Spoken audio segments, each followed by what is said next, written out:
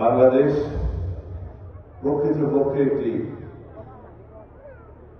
শক্তিশালী গণতান্ত্রিক বাংলাদেশের রূপান্তর হবে। বাংলাদেশ শক্তিশালী গণতান্ত্রিক রূপান্তরের সন্ধিক্ষণে দাঁড়িয়ে আমরা আগামী জাতীয় সংসদ নির্বাচনের জন্য অপেক্ষা করছি। আশা করি এই সপ্তাহের মধ্যেই আগামী নির্বাচনের তফসিল ঘোষণা করবে নির্বাচন কমিশন। আমরা যেটুকু জানি, আগামী ফেব্রুয়ারির প্রথমার্ধে ইনশাআল্লাহ বাংলাদেশের এই ঐতিহাসিক বাংলাদেশের পরিবর্তনের সূচনাকারী জাতীয় সংসদ নির্বাচন অনুষ্ঠিত হবে। এই নির্বাচন শুধুমাত্র ভোটে বিজয়ী হয়ে সরকার গঠনের নির্বাচন হবে না। এই নির্বাচন হবে সারা বিশ্বের মধ্যে স্বীকৃত এবং প্রশংসিত একটি নির্বাচন। এই নির্বাচন জনগণই তার নিজের ভোটের পাহারা দিবে, আর কাউকে লাগবে না। দীর্ঘ 16-17 বছর আওয়ামী ফ্যাসিবাদের কবলে পড়ে এই দেশের মানুষ ভোটাধিকার হারিয়েছে, গণতান্ত্রিক অধিকার হারিয়েছে, বাংলাদেশের নাগরিকদের সকল রকমের অধিকার তারা হারিয়েছে, অধিকার ভোগ করতে পারবে। নামে মাত্র বাংলাদেশে গণতান্ত্রিক শাসন ব্যবস্থা, সাংবিধানিক শাসন ব্যবস্থা চালু থাকলেও প্রকৃতপক্ষে সবাই জানেন গণতন্ত্রের মুখোশে শেখ হাসিনা এই দেশে বাকশাল কায়েম করেছিলেন, একদলীয় শাসন ব্যবস্থা কায়েম করেছিলেন, একদলীয় রাষ্ট্র ব্যবস্থা কায়েম করেছিলেন। ফলশ্রুতিতে বাংলাদেশের জনগণ রক্ত দিয়ে সেই ফ্যাসিবাদের পতন ঘটিয়েছে। আজকে সেই ফ্যাসিস্ট হাসিনা তার নির্ধারিত ঠিকানা দিল্লিতে গিয়ে অবস্থান করছে। শেখ হাসিনা বাংলাদেশের অস্তিত্বে কখনো বিশ্বাস করেনি, মনে প্রাণে কখনো তিনি বাংলাদেশে অবস্থানই করেনি, বাংলাদেশের মানুষের কখনো সেবা করেনি।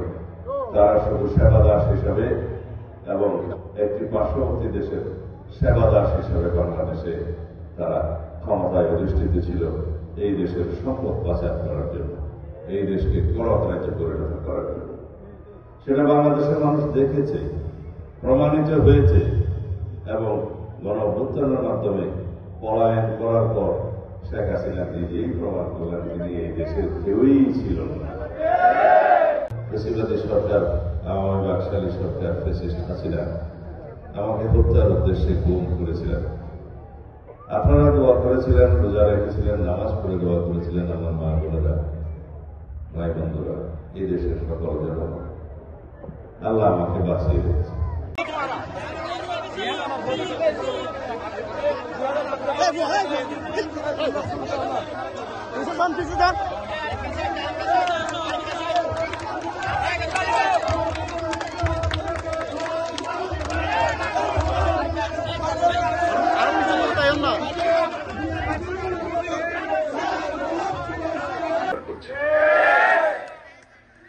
শেখ হাসিনা বাংলাদেশের মানুষের কখনো সেবা করেনি, তারা শুধু সেবাদাস হিসাবে।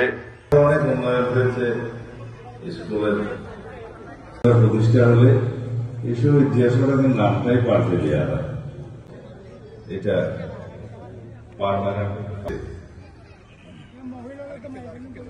আমি আপনারা আমার সহধর্মিনীকে আমার চাইতেও বেশি ভোটের ব্যবধানে বিজয়ী করে সংসদ হবে সারা বিশ্বের মধ্যে স্বীকৃত।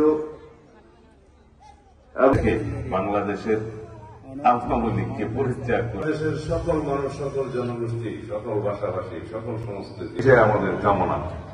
এদেশের গণ অভ্যুত্থানের শহীদদের রক্তের প্রত্যাশা, অঙ্গীকার, এদেশের জনমানুষের প্রত্যাশা বাংলাদেশে সত্যিকার ভাবে একটি শক্তিশালী গণতান্ত্রিক রাষ্ট্র ব্যবস্থা, সরকার ব্যবস্থা প্রতিষ্ঠা হোক। আমরা শপথ দিয়েছি বিএনপি, বাংলাদেশ জাতীয়তাবাদী দল, দেশনেত্রী বেগম খালেদা জিয়ার নির্দেশে এবং আমাদের নেতা জনাব তারেক রহমানের নির্দেশে, পরিচালনায় বাংলাদেশে আমরা একটি শক্তিশালী স্থায়ী গণতান্ত্রিক কাঠামো নির্মাণ করব। সেই গণতান্ত্রিক কাঠামো নির্মাণের জন্য সংবিধানের গণতান্ত্রিক সংস্কার হবে, রাষ্ট্র কাঠামোর গণতান্ত্রিক সংস্কার হবে, মেরামত। আমরা আগামীর বাংলাদেশে নারী স্বাধীনতা প্রতিষ্ঠা করা